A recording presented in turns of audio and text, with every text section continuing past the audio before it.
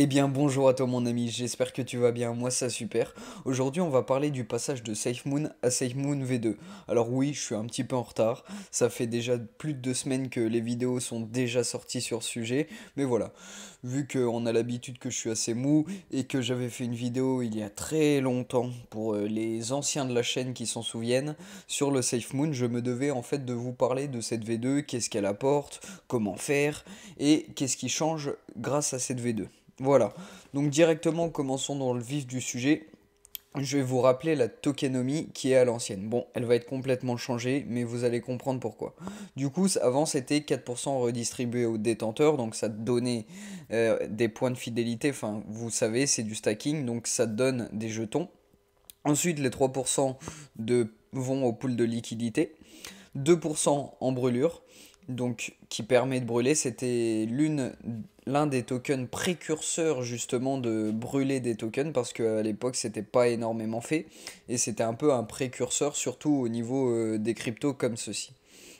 Ensuite, on avait 1% de fonds de croissance qui permettait de faire accroître le SafeMoon. Quels sont les points forts que j'ai retenus? Bien évidemment, je vous mettrai le site dans la description pour que vous peaufiniez. Mais en tout cas, j'ai retenu quelques points positifs. Déjà, le premier, c'est l'équipe. L'équipe professionnelle. Et en plus de ça, on a accès à leur LinkedIn. Et pour moi, avoir accès à un LinkedIn, franchement, ça me rajoute de la stabilité dans mon choix. Je peux me dire, voilà, l'équipe, elle a fait ci, l'équipe, elle a fait ça.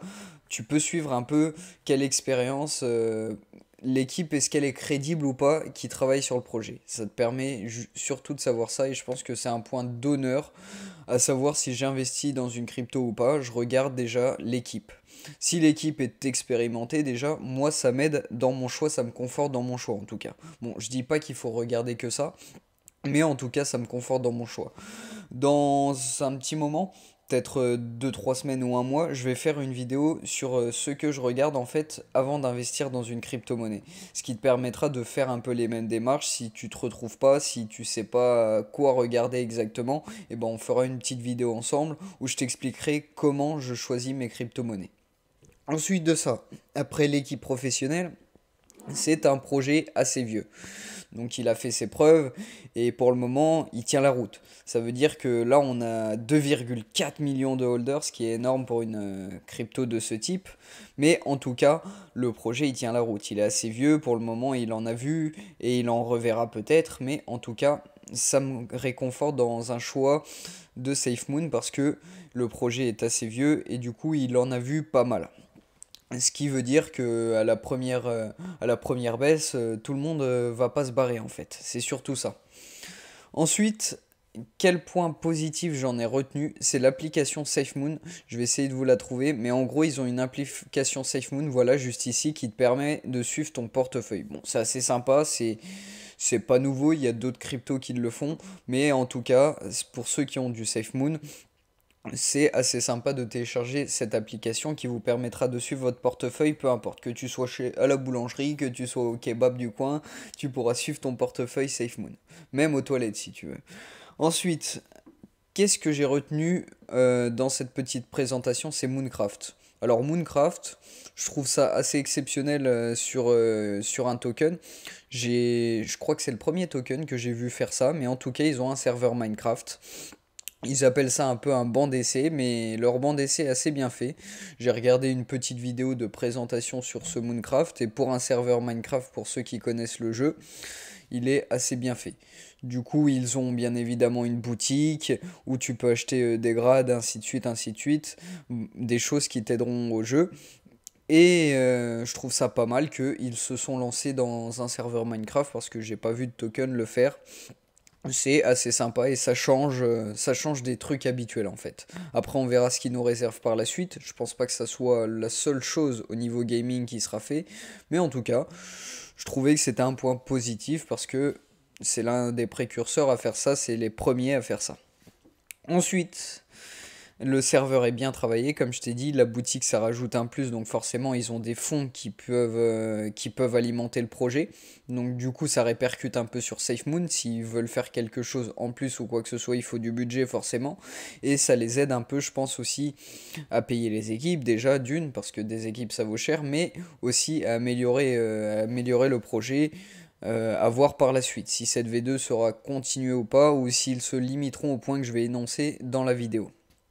Alors, pour la V2, la nouvelle équipe, ils ont mis en place une nouvelle équipe, donc une restructuration de l'équipe. Il y en a certains qui sont en plus, il y en a certains qui ont changé. Enfin voilà, ils ont redynamisé l'équipe, on va dire ça comme ça.